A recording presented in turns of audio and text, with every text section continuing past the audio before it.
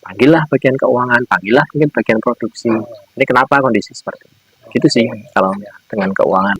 Biasanya itu melakukan apa aja sih Pak, kayak kesalahan-kesalahan yang umum yang sering dilakukan sama pemilik bisnis itu. Oh ya, jadi gini, kalau di UMKM ya, karena ini kembali lagi memang tidak semuanya, tapi ya sebagian besar yang saya jumpai, karena keterbatasan pemahaman dan keterbatasan pengelolaan laporan keuangan, itu kadang-kadang pemilik bisnis di UMKM itu sering melihat kan di posisi laba saja, laba, yang kemudian mohon maaf ada sebagian yang kemudian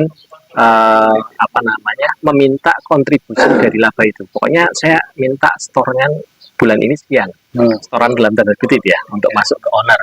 Karena saya pernah dapat cerita lah gitu ya dari pengelola yang diamanai di level manajerial, kemudian ada kendala bagaimana nih mengkomunikasikan kepada bisnis ownernya yang kemudian setiap bulan itu minta nominal-nominal tertentu untuk kemudian distorkan kepada pemilik gitu. Nah, kalau kembali lagi tadi di bisnis UMKM, kalau ini perorangan atau kemudian ya masih dikendalikan oleh yang bersangkutan sendiri, bagaimana kalau umpamanya itu dia terlibat di dalamnya sebagai pemilik sekaligus pelaku gitu ya, sebagai direksi, ya sudah, ya dapat haknya ya diproporsionalkan saja, posisinya di situ gajinya berapa. Dapat gaji posisinya dia bulanan ya.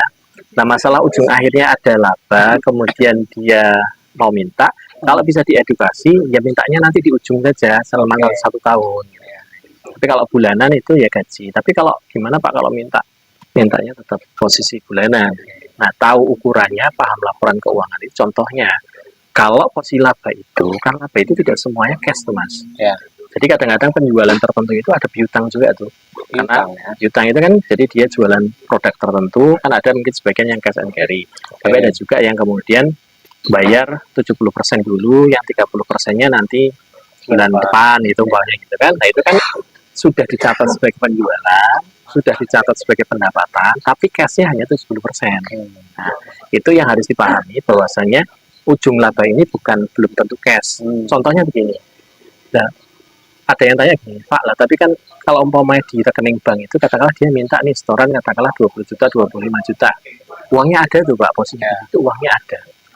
Oke, katakanlah uangnya di rekening bank sama di kas itu ada 35 juta, dia minta 25 juta. Logikanya bisa tuh dikasih kan. Nah, tapi 10 juta itu bisnisnya jalan nggak gitu.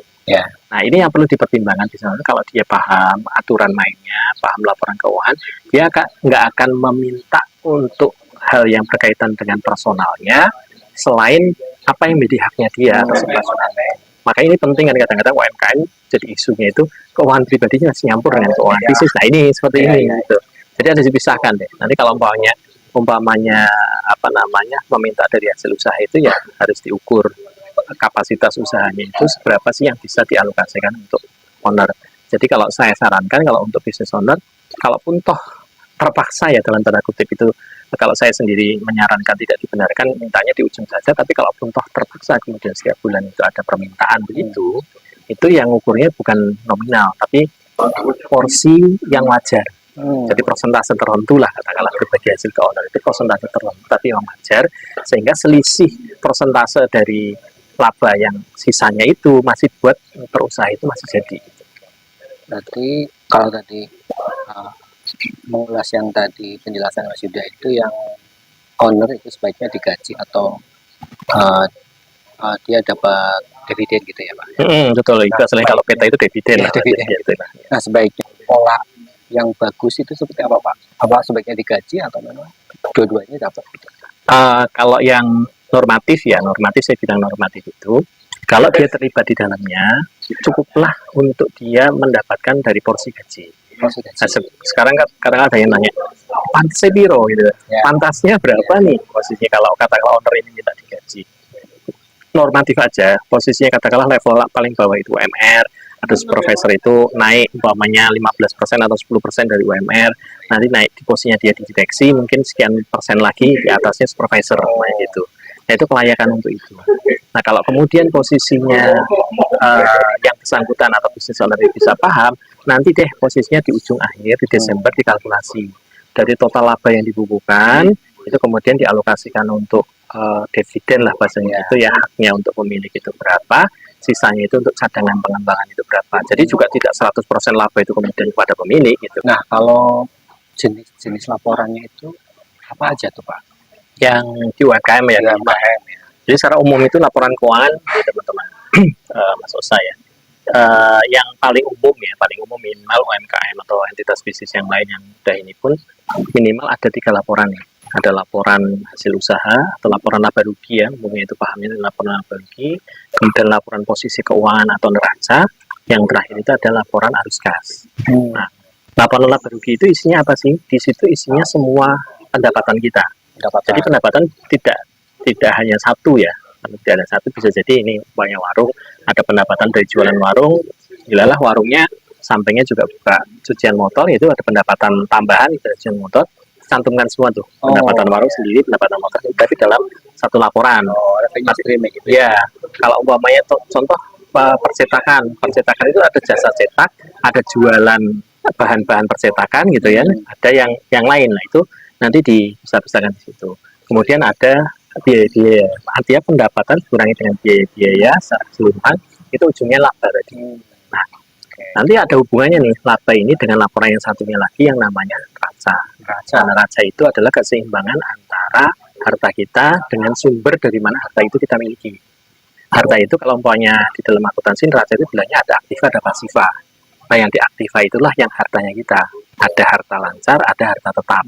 Harta lancar itu contohnya kas, uang kasnya kita tunai, rekening kita yang ada di bank, kemudian kita punya piutang, jualan secara non tunai tadi apa tempoan ya.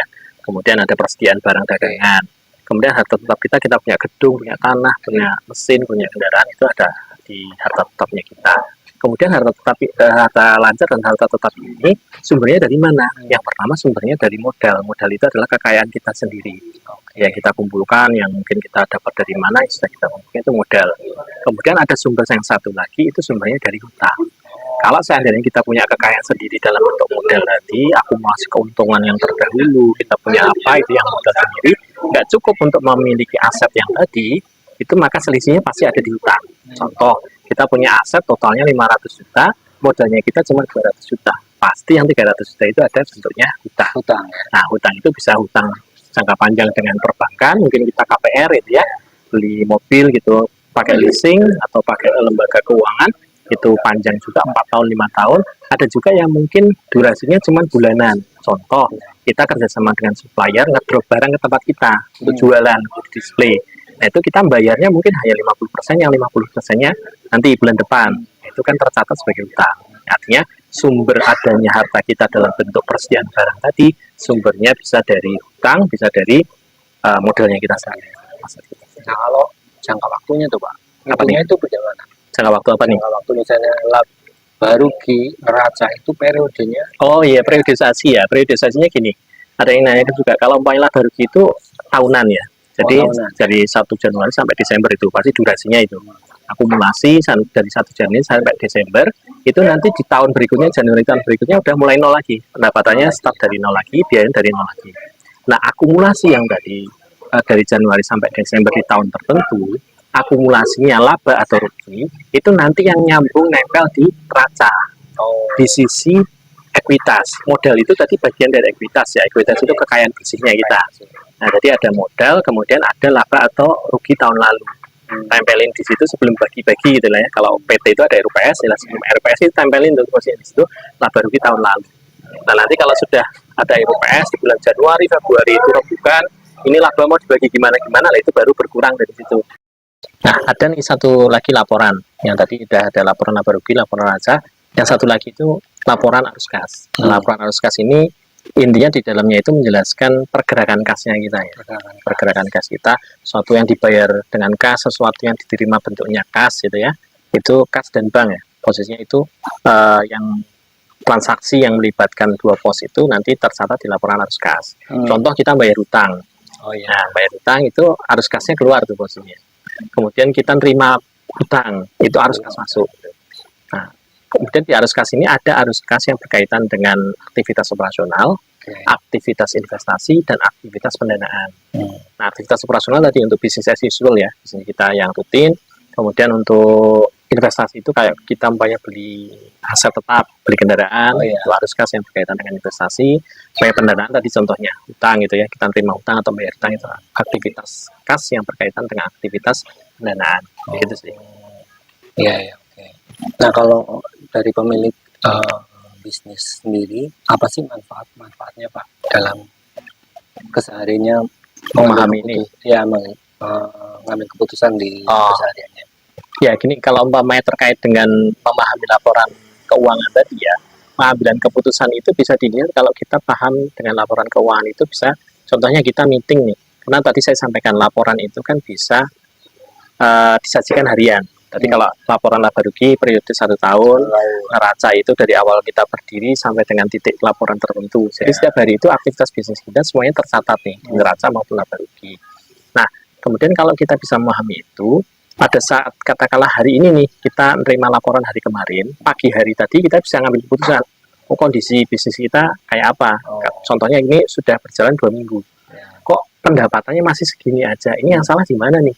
Yang salah posisinya marketingnya, jualannya kurang kencang, atau ada kendala apa? Atau labanya kok masih minim dari target, itu bisa jadi pendapatan kurang, bisa jadi biaya yang terlalu tinggi. Nah itu bisa dievaluasi dari laporan keuangan. Nah seyogianya itu kalau umpamanya bisa melihat laporan keuangan sehari-hari ya lebih enak, tapi kalau tidak minimal ada meeting mingguan lah ya gitu ya. Kalau mingguan, setiap Jumat atau setiap Senin pagi kita meeting gitu, nanti dievaluasi kondisinya sudah sesuai target atau belum, ada hal-hal yang urgent yang segera harus dieksekusi, diputuskan segera tidak dari laporan keuangan. Bagusnya hari apa? Jumat atau Sabtu? Itu relatif sih ya, relatif biasanya ada yang ngambil tengah-tengah hari Rabu gitu kan. Hari Rabu supaya nanti setengah jalan itu nanti di hari Jumat bisa ada progres gitu. Ada juga yang ngambil hari Jumat, nanti progresnya start nanti di hari Senin gitu. Ya tergantung. Ada tips nggak nih Pak buat pemilik bisnis? Tips apa nih? Tips buat paham sama laporan keuangan. Oke. Singkat aja Pak. Ya, karena tadinya mungkin ada yang fobia gitu ya. Ya.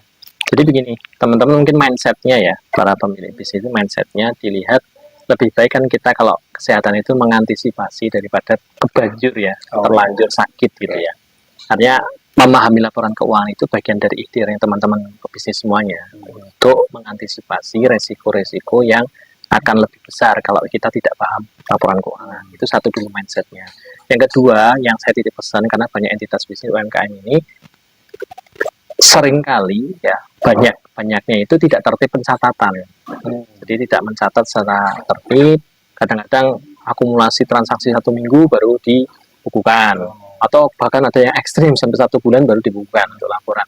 Nah itu saran saya itu tetap pembukuan itu dilakukan setiap hari. Setiap kali ada transaksi catat. Nah, prosedur dalam mencatat laporan keuangan itu yang di dalam konteks akuntansi kan ada dari bukti transaksi yang kita kumpulkan, kemudian dimasukkan di jurnal, kemudian jadi buku besar itu kemudian baru jadi laporan keuangan. Nah, itu harus tertib tuh. Bagian akuntansi pasti paham lah, business owner kalau ngerekrut orang akuntansi ya akan melakukan itu. Nah, itu yang dimonitor, dilakukan atau tidak, kemudian jangan berdasarkan rekapan saja kemudian jadi laporan, pasti nggak akan balance. Pasti ada jeda di situ yang kemudian ada yang miss lah.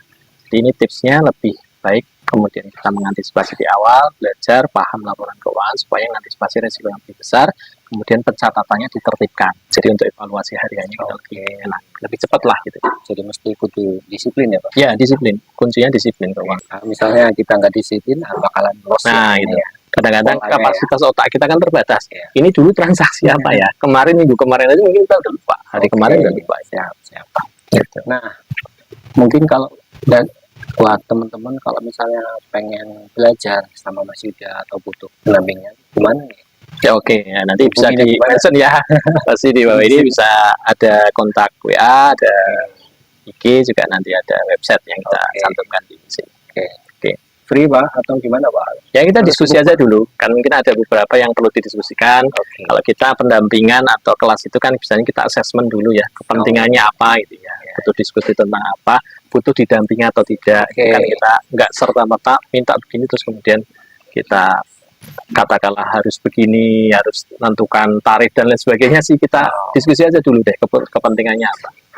Nah banyak yang kemudian takut nanti ini gimana nih, konsultasinya gimana ya. Yang penting kita kontak dulu. Ya itu inilah diskusi untuk teman-teman lah gitu ya. Jadi Oke ya Pak. awalnya yang penting kita nyambung silaturahim dulu ya teman-teman ya. Ya. Kontak, nanti diskusi apa yang jadi Oke. kebutuhan teman-teman. Nah kemarin Mas Yuda ini pesan nasi blok ya Pak. Oh iya benar. Saya sempat Buat acara pesan apa, Pak? betul. Biasa rutinan gitu. Rutinan ibu-ibu gitu, arisan.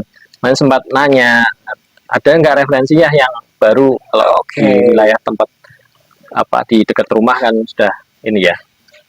Sudah Sudah banyak. banyak itu, Sudah sudah banyak. bolak-balik jadinya di Ini referensi. sesuai Kemarin ya? Mas Yuda ya, harga Yang 20.000 lombok hijau ya? lombok hijau. Oke, sip. Ini dalamnya ya. Oke, mantap, sip. Nasi ayam, Sayur, lombok Oke hijau. teman-teman, barangkali mau pesen sama Omah batin. Oma Batir, Mas Ya. Sosa. Oke. Ini buat hajatan oke lah. Nanti Kumpul-kumpul. sisanya ini ya, saya ambilin Kasir di ya? Kasir ya. Oke. Oke, siap. Nah, makasih ya Pak, udah ini ngasih Iya sama-sama nih. Jadi kuliah. ngobrol nggak kerasa ya, ngobrol. Ya ini minimal ada wawasan karena banyak teman-teman juga yang di luar sana pebisnis. Kadang-kadang ada keresahan-keresahan tapi bingung mau cerita sama siapa ya kita mulai dari obrolan ini kemudian ada wawasan. Kalau tadi yang kontak lebih lanjut mungkin ada diskusi ya silakan gitu ya. Tapi minimal wawasan tadi yang saya sampaikan mudah-mudahan ada pencerahan sedikit lah walaupun masih sedikit ya. Oke Mas Yuda, terima kasih Thank you Mas Sosa. ngobrol-ngobrolnya. Siap. Next kita ngobrol-ngobrol lagi. Siap. Baik teman-teman, segitu dulu kita ngobrol-ngobrolnya. Sampai jumpa di Batir Ngobrol selanjutnya. Saya Oza, Saya Datama. terima kasih. Sampai ketemu lagi.